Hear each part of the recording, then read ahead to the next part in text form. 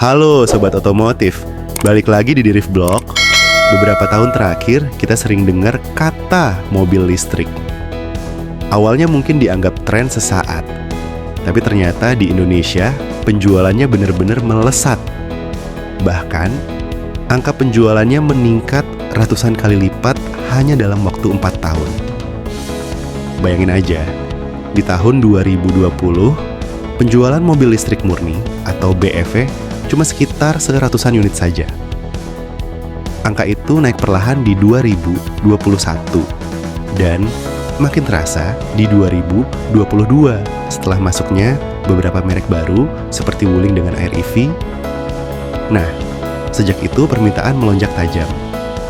Hingga tahun 2024, penjualan sudah menembus lebih dari 40.000 unit. Dari 100 unit jadi puluhan ribu unit dalam 4 tahun.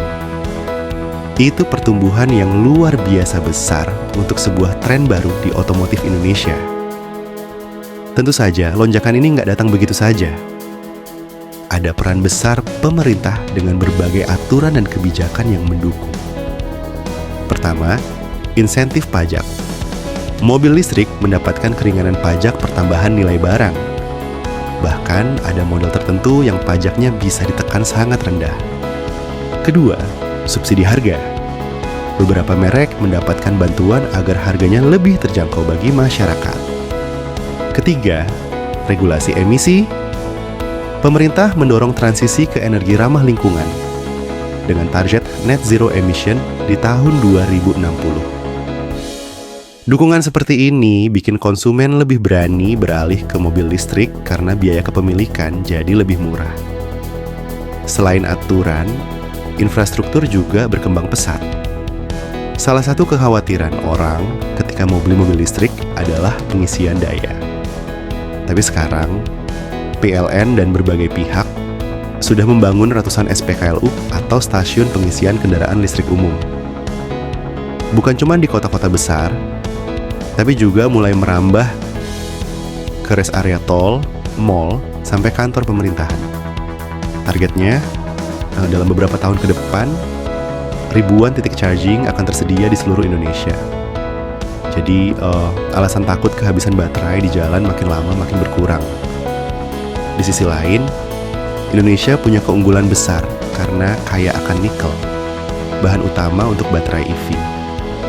Pemerintah bekerja sama dengan perusahaan-perusahaan besar dunia untuk membangun pabrik pengolahan nikel dan ekosistem baterai di dalam negeri.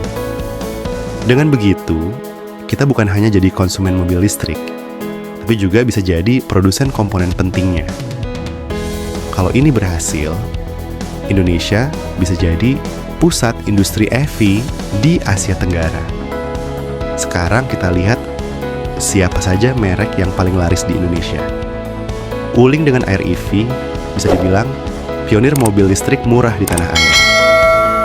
Mobil ini banyak dipakai masyarakat biasa sampai perusahaan taksi online. Hyundai juga sukses dengan Ioniq 5 dan Kona EV yang punya desain modern dan teknologi canggih. BYD yang baru masuk langsung bikin heboh dengan line up mobil listriknya. Toyota dan Lexus masih kuat dengan hybrid, tapi mulai merambah EV murni juga. Lalu ada VinFast dari Vietnam yang debut di Gias dengan membawa model listrik baru khusus pasar Indonesia. Persaingan makin ramai, dan ini bagus banget buat konsumen karena pilihan semakin banyak. Walaupun begitu, masih ada tantangan yang perlu dihadapi. Harga mobil listrik rata-rata masih lebih mahal dibanding mobil bensin. Infrastruktur pengisian daya di luar kota besar juga masih terbatas. Belum lagi edukasi masyarakat tentang cara perawatan dan penggunaan EV yang masih perlu ditingkatkan. Tapi seiring waktu, masalah ini pasti bisa diatasi.